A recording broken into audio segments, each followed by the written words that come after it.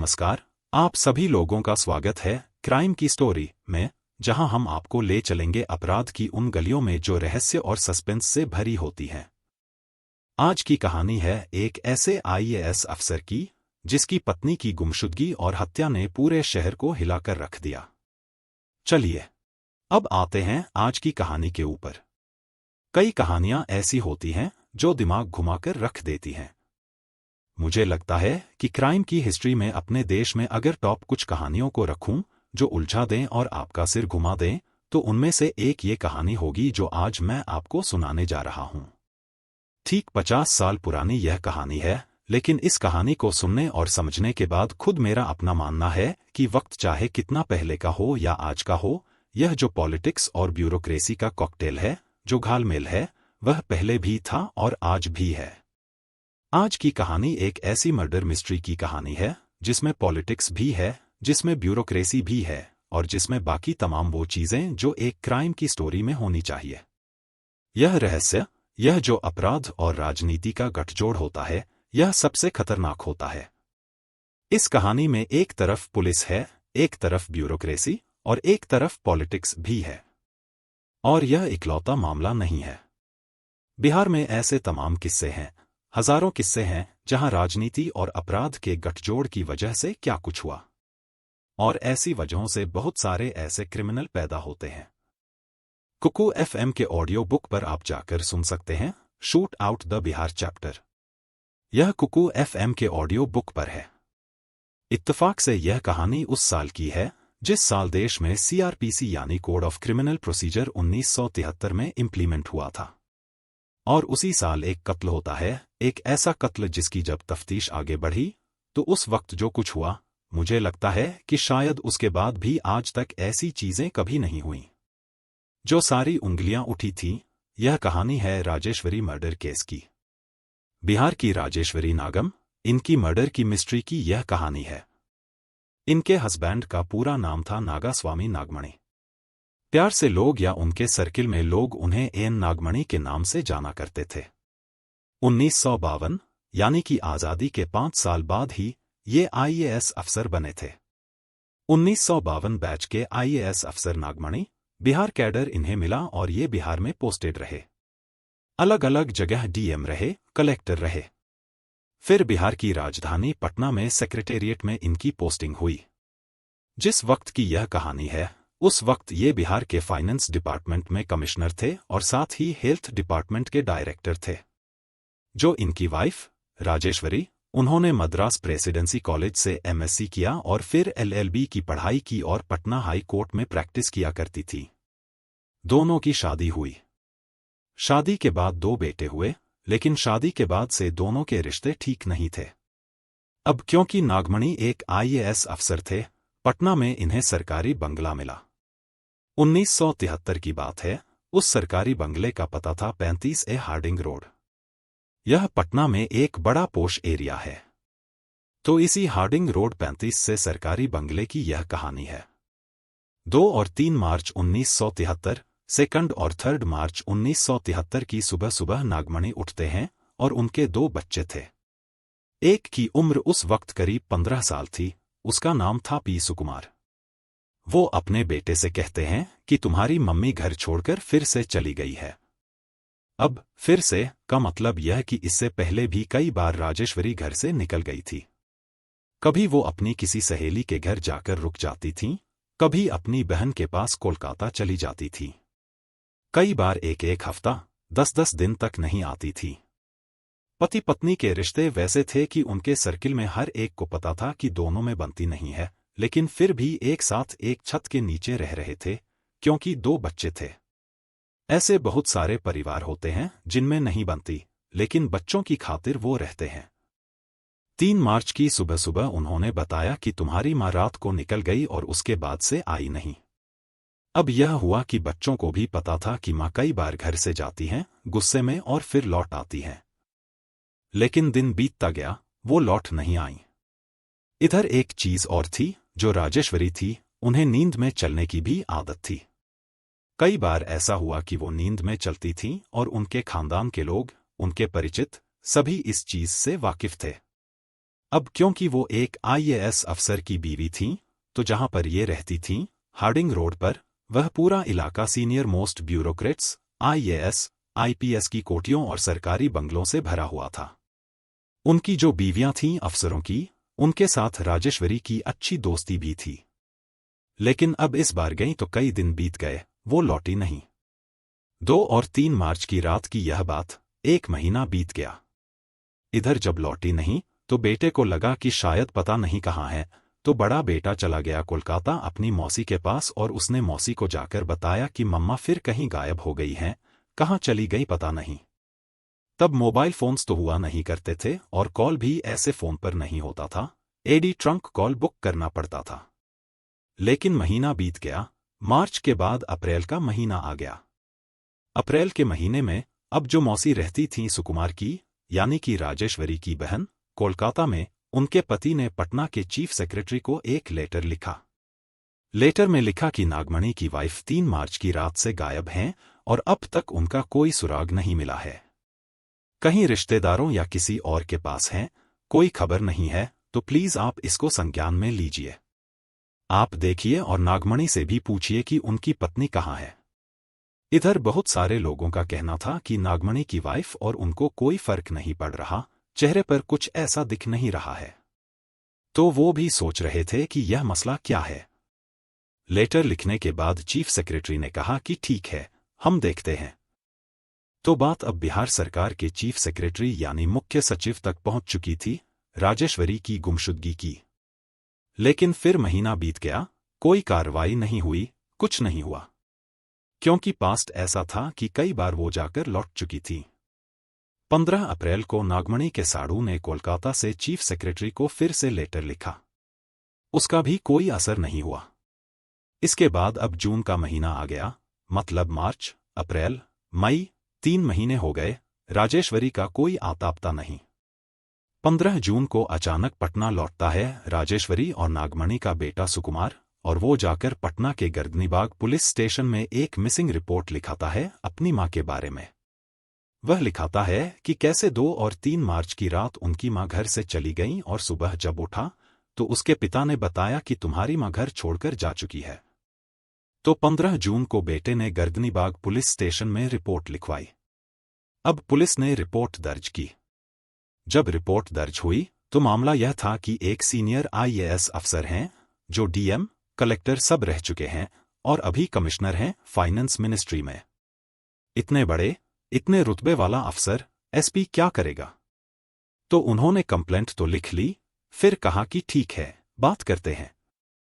अब यह कंप्लेंट लिखने के 3 दिन बाद, 14 जून को, मामला संजीदा हो गया था। पुलिस स्टेशन में जैसे ही 11 जून को यह रिपोर्ट लिखाई गई, पटना के एक लोकल न्यूज़पेपर ने 12 जून को रिपोर्ट पब्लिश कर दी कि एक सीनियर आईएएस अफसर की बीवी पिछले 3 महीने से गायब है। अब हड़कंप मच गया। इस रिपोर्ट के अखबार में आने के बाद 14 जून को नागमणि ने सारे न्यूज़पेपर में, जो पटना से पब्लिश होते थे और पूरे बिहार में जाते थे, उसमें अपनी बीवी के तस्वीर के साथ एक इश्तिहार निकाला। उन्होंने लिखा कि 2 और 3 मार्च की रात से उनकी पत्नी गायब है। अगर किसी को कोई पता हो, सुराग हो, तो बताए। पता बताने वाले को उचित इनाम दिया जाएगा। अब यह इश्तिहार आ गया और हर तरफ बात कंफर्म हो गई। खलबली मच गई कि अब क्या है। इसके बाद पुलिस ने अपनी तफ्तीश शुरू की। यह वो दौर था जब बिहार में पॉलिटिकल उथल-पुथल चल रही थी। पॉलिटिकल उथल-पुथल यह था कि उस वक्त के जो मुख्यमंत्री थे, उनको हटाने की तैयारी हो रही थी और एक दूसरे मुख्यमंत्री उनकी जगह लेना चाहते थे। एक अब्दुल गफूर हुआ करते थे, वो उस वक्त इंदिरा गांधी के खास थे, और दूसरे जो वहां पर चीफ मिनिस्टर थे, वो उनकी जगह लेना चाहते थे। तो जो पॉलिटिकल रस्साकशी चल रही थी, वो खबरें अखबार में ज्यादा थीं। न्यूज़ चैनल तो तब थे नहीं। इस तरफ की एक आईएएस अफसर की पत्नी गायब है, बहुत ज्यादा खबर नहीं थी। लेकिन इसी बीच में जब ये सारी चीजें हुईं और अखबार में इश्तिहार दिया गया, तो अब न्यूज़पेपर का इंटरेस्ट आने लगा कि आईएएस अफसर की वाइफ गायब है और 3 महीने हो गए, कोई सुराग नहीं है, कहाँ है, कुछ पता नहीं है। पुलिस ने तफ्तीश शुरू की, लेकिन लगा कि बड़ा मामला है। पुलिस ने कुछ किया नहीं, तो मामला फिर बिहार के क्राइम ब्रांच को सौंप दिया गया। बिहार की क्राइम ब्रांच पुलिस ने इस मामले की इन्वेस्टिगेशन शुरू की। उन्होंने जो तफ्तीश शुरू की उसे सीरियसली शुरू किया। सबसे पहले उन्होंने यह कहा कि पटना या आसपास के इलाकों में पिछले 3-4 महीनों में यानी कि 2 मार्च के बाद से कितनी लावारिस लाशें मिली हैं, खास तौर पर महिलाओं की। अब यह सर्कुलर बिहार के हर जिले में भेज दिया गया कि थाने वाले बताओ। बहुत सारी रिपोर्ट्स आईं, अलग अलग जगहों से।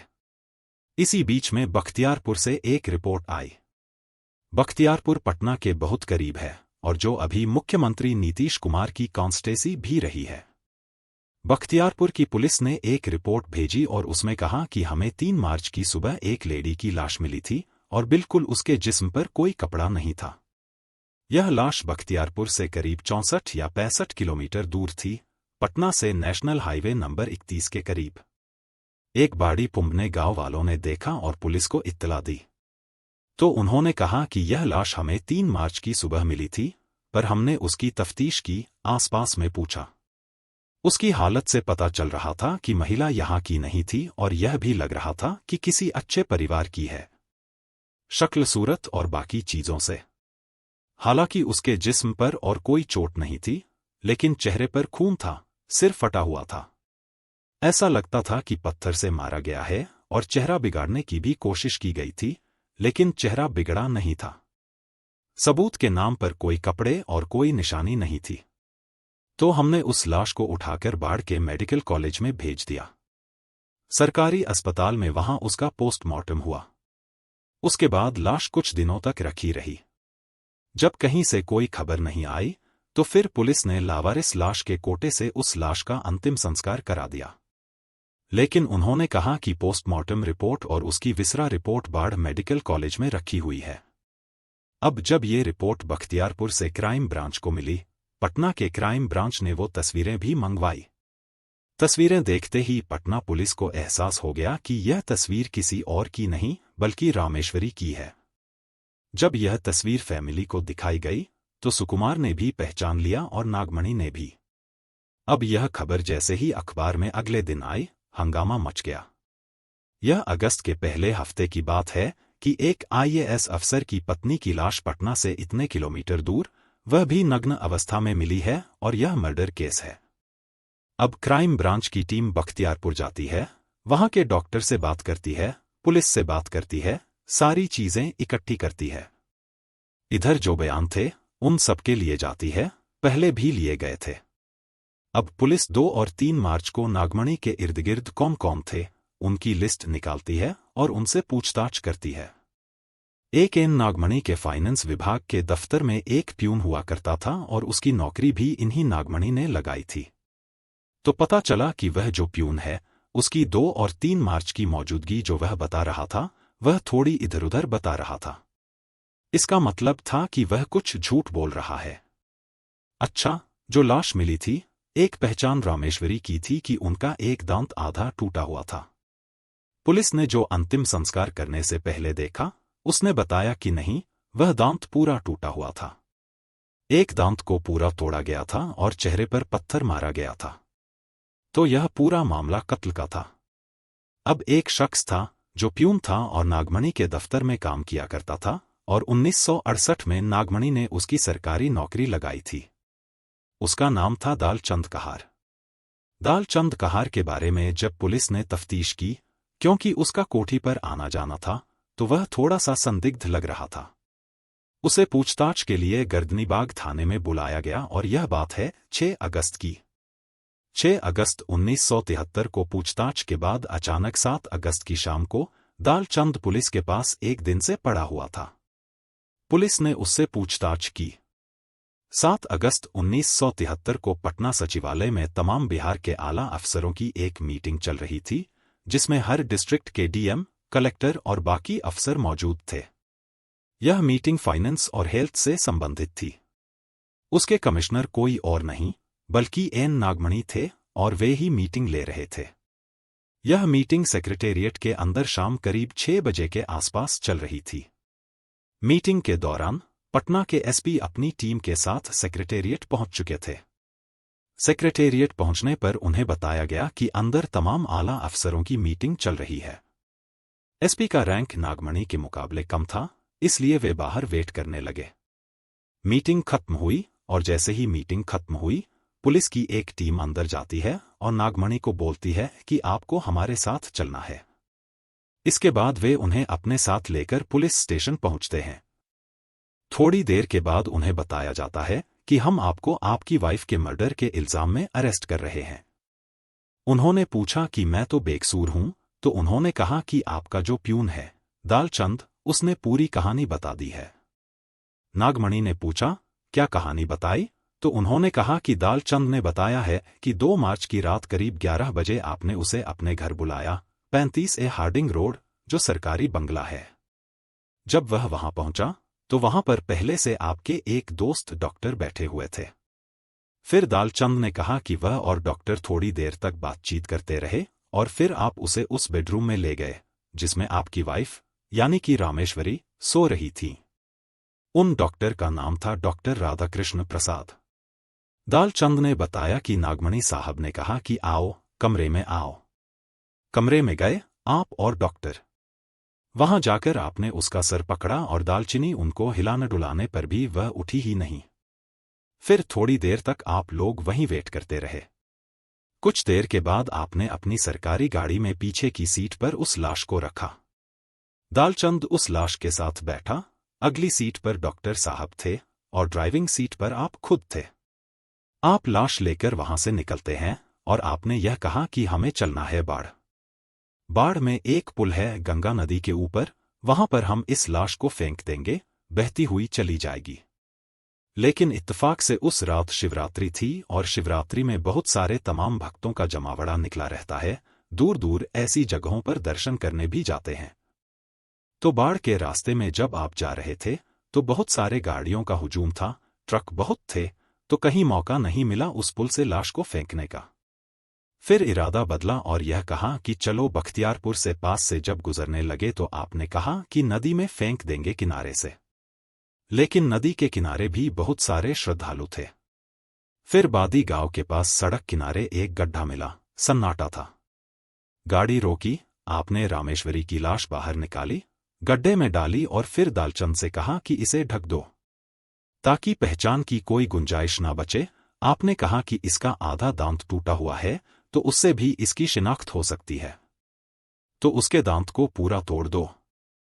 फिर दालचंद ने ऐसे ही किया। यह सारी चीजें करने के बाद आप लोग वहां से उसी गाड़ी में बैठते हैं और सुबह होते होते पटना के उसी अपने सरकारी बंगले में पहुंच जाते हैं। डॉक्टर साहब अपने घर चले जाते हैं, दालचंद अपने घर, और आप आराम से घर में सो रहे होते हैं। अपने बच्चे को सुबह बताते हैं कि तुम्हारी मां फिर से घर चली गई है, क्योंकि वह इससे पहले भी जा चुकी थी। डॉक्टर साहब कहते हैं कि नहीं, यह झूठ बोल रहा है। जो उनका प्यून है उसने बयान दिया है और इसी बयान के आधार पर हम आपको अरेस्ट कर रहे हैं। लेकिन अरेस्टिंग के बावजूद नागमणि की पुलिस कस्टडी नहीं ली गई। उन्हें 7 अगस्त की रात को ही पटना में एक फ्रेजर रोड पर, जो पटना सेंट्रल जेल कहलाता था, अब वह बेउर जेल बन गया, उसी जेल में भेज दिया गया। जेल के अंदर पुलिस कस्टडी नहीं ली गई, जबकि दालचंद की पुलिस रिमांड ली गई और उसे कई दिन तक रखा गया। तो वह जेल पहुंच गए और इधर दालचंद पुलिस कस्टडी में रहा। दालचंद की पुलिस कस्टडी खत्म हुई तो उसे भी जुडिशल कस्टडी में भेज दिया गया। अब जब यह गिरफ्तारी की खबर आई तो अगले दिन हंगामा मच गया। जब पुलिस की टीम ने 7 अगस्त को गिरफ्तार किया तो 8 अगस्त को पुलिस की टीम ने उस सरकारी बंगले 35 पर गई जहां नागमणि रहते थे, सबूत ढूंढने के लिए कि क्या कुछ मिलता है। तो जब वहां पहुंची तो पुलिस का दावा था कि उनके घर के बेडरूम से करीब 100 से ज्यादा तस्वीरें मिलीं और सारी तस्वीरें न्यूड और आपत्तिजनक थीं। यह तस्वीरें काल्पनिक नहीं थीं, यह तस्वीरें रियल लोगों की थीं। अब ये तस्वीरें आने के बाद खुद पुलिस के पैरों तले जमीन खिसक गई। फिर डॉक्टर साहब की पूरी जांच हुई, आईएएस अफसर नागमणि की पूरी तफ्तीश की। उसके बाद पुलिस ने चार्जशीट दाखिल की। चार्जशीट दाखिल करने के बाद अदालत में पेश किया। अब कहानी यह बनाई गई कि नागमणि 1952 बैच के आईएएस अफसर, शादी के बाद से ही उनकी पत्नी से बनती नहीं थी और मजबूरी में दोनों साथ रहते थे 2 बच्चों की वजह से। लेकिन नागमणि की पर्सनालिटी ऐसी थी कि बहुत जल्दी लोग उनकी तरफ खींचे चले आते थे। उनके बहुत सारे लोगों के साथ अफेयर और रिश्ते थे और इन्हीं रिश्तों की वजह से उनकी पर्सनल लाइफ में बीवी के साथ अनबन भी रहती थी। जब वहां टोकाटाकी ज्यादा हुई तो इन्होंने अपने प्यून और उस डॉक्टर के साथ मिलकर अपनी पत्नी को रास्ते से हटा दिया और उसका मर्डर किया। यह पुलिस की पूरी चार्जशीट थी। अब चार्जशीट हुई, मामला कोर्ट में गया। जब कोर्ट में गया तो लोअर कोर्ट ने जमानत देने से मना कर दिया। उस वक्त पटना के नामचीन एक क्रिमिनल लॉयर हुआ करते थे, नागार्जुन, उन्हें नागमणि ने हायर किया। अब हर तरफ एक हंगामा मचा हुआ था कि आईएएस अफसर ने अपनी बीवी को इस तरह से मारा। और यह पुलिस से खबर लीक हो गई थी कि बेडरूम से बहुत सारी ऐसी तस्वीरें मिली। अब हर जगह पर यह एक धड़कने वाली चीज थी कि पता नहीं उसमें किसकी बीवी की तस्वीर है। अच्छा, इससे पहले कि ये सारी चीजें होती, इन्होंने बेल के लिए अप्लाई किया। लोअर कोर्ट ने मना कर दिया। अब इसके बाद यह सारी चीजें अदालत में चलती रहीं। जब मामले की बहस शुरू हुई तो सीधे सीधे जो पहली चीज हुई वह यह कि जिस एक शख्स के बयान पर यह पूरा केस खड़ा किया था पुलिस ने, यानी कि नागमणि के प्यून दालचंद कहार, वह पहली पेशी में ही कोर्ट में जाकर कहता है कि साहब मुझे 6 अगस्त को गर्दनीबाग पुलिस स्टेशन ने उठाया और थाने में ले गए। वहां के थानेदार ने सीने पर बैठकर पिस्टल रखा और कहा, जो कहूंगा वही करना, वही लिखना, वरना मार डालेंगे। मैं डर गया और मैंने सारी चीज वही कही जो पुलिस वालों ने कहा। लेकिन वो सब झूठ था। नागमणि बहुत सच्चे और अच्छे इंसान हैं, बहुत अच्छे ईमानदार इंसान हैं। और यह पुलिस की कहानी, ना मैं उस रात वहां था, ना मैंने कत्ल किया, ना इन्होंने कत्ल किया। इसके पीछे साजिश है इन्हें फंसाने की। अब जिस शख्स के बयान पर यह पूरा केस खड़ा था, जब उसने कोर्ट में यह बयान दिया तो पुलिस की कहानी कमजोर पड़ गई। अब जब लोअर कोर्ट में जमानत नहीं मिली तो हाई कोर्ट पहुंचे। हाई कोर्ट ने जमानत दे दी और जज ने बाकायदा कहा कि क्यों जमानत दे रहा हूं, यह जब जजमेंट फाइनल आएगा, कोर्ट में ट्रायल खत्म होगा, तब बताऊंगा। अब जमानत मिल गई, इसके बाद मुकदमा चलता रहा। अब मुख्य जो गवाह था वह पलट गया, या यह कहें कि उसने सच बोला। डॉक्टर साहब शुरू से ही इनकार कर रहे थे, नागमणि भी शुरू से ही मना कर रहे थे। कोई ठोस सबूत नहीं था। आखिरकार 4 साल बाद 1977 में अदालत ने नागास्वामी नागमणि को अपनी पत्नी रामेश्वरी के कत्ल के इल्जाम से साफ बरी कर दिया। न सिर्फ बरी किया, बल्कि बिहार सरकार को यह हुक्म दिया कि जो भी कानूनी खर्चा हुआ है वह सरकार दे। और दूसरा, इन्हें वापस उनकी नौकरी पर न सिर्फ रखा जाए, बल्कि इस टेन्योर में जो 4 साल बीता है, अगर इनका प्रमोशन ड्यू है तो प्रमोशन भी दिया जाए। बिहार सरकार ने इस फैसले के खिलाफ सुप्रीम कोर्ट का रुख किया। सुप्रीम कोर्ट ने भी हाई कोर्ट के फैसले को बरकरार रखा और नागमणि को बरी कर दिया। और वही हुक्म दिया कि उन्हें नौकरी पर रखा जाए। अब देश की सबसे बड़ी अदालत का हुक्म था। ना चाहते हुए भी बिहार सरकार ने नागमणि को वापस नौकरी पर बुलाया। नागमणि ने वापस ज्वाइन किया, उनका प्रमोशन हुआ और वे एडिशनल सेक्रेटरी के पोस्ट पर पहुंच गए। जो सबसे बड़ा पोस्ट था, चीफ सेक्रेटरी का, किसी भी स्टेट का जो होता है, हाईएस्ट उसी के इक्वल था। लेकिन उन्हें चीफ सेक्रेटरी नहीं बनाया गया, इसके पीछे भी राजनीति थी। लेकिन वे इसी एडिशनल चीफ सेक्रेटरी के पोस्ट पर काम करते रहे और 1988 में रिटायर हो गए। रिटायर के बाद वे वहां से चेन्नई चले गए। उनका अपना घर और इस वक्त शायद उनकी उम्र 95 साल है और जो खबर है वह यह है कि वे अभी चेन्नई में सही सलामत हैं। यह तो कहानी का एक पहलू हुआ। अब सवाल है, कोर्ट ने बरी कर दिया तो फिर रामेश्वरी को किसने मारा? और अगर रामेश्वरी को नागमणि ने नहीं मारा तो उन्हें किसने फंसाया? यह पूरी कहानी क्या थी? तो उस वक्त जो सारी मीडिया और सारी खबरें आ रही थीं, वह पूरी कहानी इस तरीके से आपको सुनाता हूं। जब बिहार कैडर के आईएएस नागमणि की पोस्टिंग बिहार में अलग अलग जगहों पर हुई, तो 1957 में ये एक कलेक्टर के तौर पर छपरा में पोस्टेड थे। विधानसभा का चुनाव था और उस समय बैलेट बॉक्स हुआ करता था। आपने सुना होगा कि पुराने समय में बैलेट बॉक्स लूट लिया जाता था। पूरे पोलिंग बूथ पर बाहुबली पहुंचते थे, बक्सा का बक्सा गायब हो जाता था और अपना ठप्पा मार के सब बक्से में डाल देते थे। यह आम बात थी। तो 1957 में भी जब ये कलेक्टर थे छपरा में, तो उस वक्त बूथ कैप्चरिंग का यही माहौल था। लेकिन इनके बारे में यह था कि ये बहुत ही ईमानदार और सख्त मिजाज के अफसर थे। उस वक्त कांग्रेस के नेता थे अब्दुल गफूर, जो बाद में सेंट्रल में मिनिस्टर रहे और फिर बिहार के चीफ मिनिस्टर भी बने। उनके लोग बूथ कैप्चरिंग में लगे हुए थे। दौरे पर ये थे, इन्होंने लोगों को पकड़ पकड़ कर सही तरीके से उनकी खातिरदारी की। फिर जब सिफारिशी फोन जैसे नेताओं के आते हैं, तो कहते हैं कि इन्होंने अब्दुल गफूर को भी पूरी तरह से समझा दिया कि ब्यूरोक्रेसी क्या होती है। तो चुनाव में इनका धांधली से रोकने के बाद उनसे उनकी दुश्मनी हो गई। यह पहली चीज थी। दूसरी कहानी क्या थी? दूसरी यह थी कि जब अब्दुल गफूर बाद में बिहार के सीएम बने, तो उनके मंत्रिमंडल में एक मंत्री थे, बड़े मशहूर, उनकी कुछ वक्त पहले मृत्यु हो गई, डॉक्टर जगन्नाथ मिश्रा। ये भी बिहार के चीफ मिनिस्टर हुए। लेकिन जब Abdul Gafoor minister chief minister थे, तब उनके कैबिनेट में सिंचाई मंत्री, agriculture minister doctor Jagannath Mishra हुआ करते थे। जगन्नाथ मिश्रा एक पढ़े लिखे नेता थे, बिहार यूनिवर्सिटी के इकोनॉमिक्स डिपार्टमेंट में प्रोफेसर थे, राजनीति में आने से पहले, और वहां पढ़ाते थे। इत्तेफाक से एक आईएएस अफसर होने के नाते नागमणि जी की पोस्टिंग बिहार यूनिवर्सिटी में वाइस चांसलर के तौर पर हुई थी। जब ये वाइस चांसलर थे, तब तक जगन्नाथ मिश्रा राजनीति में आ चुके थे और कैबिनेट मिनिस्टर थे अब्दुल गफूर की सरकार में। तो वहां बिहार यूनिवर्सिटी के वाइस चांसलर रहते हुए नागमणि ने यह पाया कि डॉक्टर जगन्नाथ मिश्रा एक साथ एक ही वक्त में 2 जगह से सैलरी ले रहे हैं।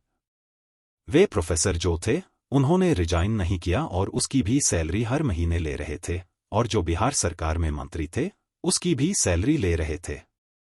इन्होंने जैसे ही यह देखा, उन्होंने फौरन लेटर लिखा। कोई जवाब नहीं। कई बार लेटर लिखा, कोई जवाब नहीं। फिर बाद में उन्होंने एक्शन ले लिया। तो एक्शन लिया, तो इधर अब जगन्नाथ मिश्रा जी भी नाराज हो गए। वे मंत्री और नागमणि वाइस चांसलर। और एक और बात, कि डॉक्टर जगन्नाथ मिश्रा के खास आदमी गीता सिंह नाम का एक क्रिमिनल हुआ करता था, बाहुबली। चुनावों के दौरान बूथ कैप्चरिंग में उसका भी हाथ होता था। तो कहते हैं, एक बार गीता सिंह का कुछ हुआ और ये कलेक्टर थे, इन्होंने उसे पकड़ा और उसकी अच्छी खासी धुलाई की। ना सिर्फ धुलाई की, बल्कि उसके गले में पट्टा डाला कि आज के बाद ऐसा नहीं करूंगा, और उसे पूरे मोहल्ले में घुमाया। और सब जानते थे कि गीता सिंह डॉक्टर जगन्नाथ मिश्रा का खास आदमी है। तो यहां भी दुश्मनी हो गई। तो यह दुश्मनी चलती रही, लेकिन इन दुश्मनी की वजह से फंसाया क्या, या फिर कहानी कुछ और थी, अब भी यह स्पष्ट नहीं था। अब जब जांच हुई, तो यह पता चला कि 3 मार्च की सुबह जब रामेश्वरी की बॉडी मिली, तो उसे बाढ़ मेडिकल कॉलेज या बाढ़ सरकारी अस्पताल में पोस्टमार्टम के लिए भेज दिया गया। एक खबर आई 4 मार्च की शाम कि नागास्वामी नागमणि उसी बाढ़ मेडिकल कॉलेज में पहुंच गए थे हॉस्पिटल। तो यह हुआ कि अब लाश उनकी, हालांकि शिना तो नहीं थी। लावास लाश। तो अचानक यह इत्तेफाक था या क्या था कि जिस दिन लाश मिली और जिस दिन पोस्टमार्टम हो रहा था, उस दिन वे वही उसी अस्पताल में थे, अपनी सरकारी गाड़ी में। उस वक्त वे फाइनेंस कमिश्नर होने के साथ साथ हेल्थ डिपार्टमेंट के भी डायरेक्टर थे, तो कहीं पर भी जाकर किसी भी अस्पताल में वे एक तरह इंस्पेक्शन कर सकते थे। इसका इससे क्या कनेक्शन था, इसको लेकर बहुत हंगामा मचा, लेकिन कोई ठोस सबूत सामने नहीं आया। हाँ, यह पता चला कि पोस्टमार्टम के बाद रामेश्वरी का विसरा वहां बाढ़ मेडिकल कॉलेज में रख दिया गया था। इधर जब बिहार पुलिस, पटना पुलिस ने मामले की जांच की, क्राइम ब्रांच की, तो बख्तियार पुलिस ने कहा कि हमने पहले कहा था बाढ़ पुलिस, बाढ़ के सरकारी अस्पताल को कि आप viscera report Patna medical college के लैब में भेज दीजिए। मौत कैसे हुई, क्योंकि पोस्टमार्टम रिपोर्ट ने कंफ्यूजन पैदा कर दिया। पोस्टमार्टम रिपोर्ट ने कहीं नहीं बताया कि यह मर्डर है, एक्सीडेंट है, सुसाइड है या कुछ और। तो एक विसरा है जो बता सकता था। अब वह विसरा भेजा नहीं गया और वह बाढ़ मेडिकल कॉलेज में रखा रहा। करीब 6 महीने बाद जब यह सारी चीजें हुईं, गिरफ्तारियां हुईं, तब याद आया। तो फिर उस विसरा के सैंपल को मंगाया गया पटना के फॉरेंसिक लैब में। जो भी लैब थी वहां पर उसकी जांच की गई। विसरा रिपोर्ट ने मामले को कंफ्यूजन ज्यादा बढ़ा दिया। रिपोर्ट आई कि रामेश्वरी की मौत जहर से नहीं हुई, यानी जो इंजेक्शन की बात थी। दालचंद कहार ने पुलिस को स्टेटमेंट दिया था इंजेक्शन के बारे में, तो उस विसरा रिपोर्ट में यह था कि इसमें कोई जहर ही नहीं था। तो जहर से मौत हुई नहीं, तो फिर मौत कैसे हुई? अब उसको लेकर जब यह कोर्ट में मामला चल रहा था तो यही सारे पॉइंट आए। विसरा क्लियर था। दूसरा, नींद में चलने की आदत थी, तो हो सकता है नींद में चल के वो चल रही हो। लेकिन सवाल था कि फिर वो इतनी 65 किलोमीटर दूर कैसे पहुंच गईं? तो क्या किसी ने साजिश की थी फंसाने के लिए? साजिश वाली थ्योरी सबसे ज्यादा पावरफुल थी। इसकी वजह यह थी कि जब गिरफ्तारी के बाद पटना पुलिस ने 35 हार्डिंग रोड के सरकारी बंगले की तलाशी ली जिसमें नागमणि रहते थे, तो करीब 100 से ज्यादा फोटोग्राफ मिले थे। उनमें बिहार के एक गवर्नर की वाइफ यानी मिसेस गवर्नर की तस्वीर थी। बिहार के एक सीएम, चीफ मिनिस्टर, उनकी मिसेस की न्यूड तस्वीर थी। बिहार के चीफ इंजीनियर की वाइफ की तस्वीर थी। उनका नाम तो पब्लिक न्यूज़पेपर में भी आ गया था। लेकिन जो गवर्नर और चीफ मिनिस्टर थे, ये सब जानते थे, आज भी सब जानते हैं। नाम मुझे भी उन पुराने रिकॉर्ड से पता चला है, लेकिन नाम लेना मुनासिब नहीं है क्योंकि कहीं रिकॉर्ड पर नहीं है।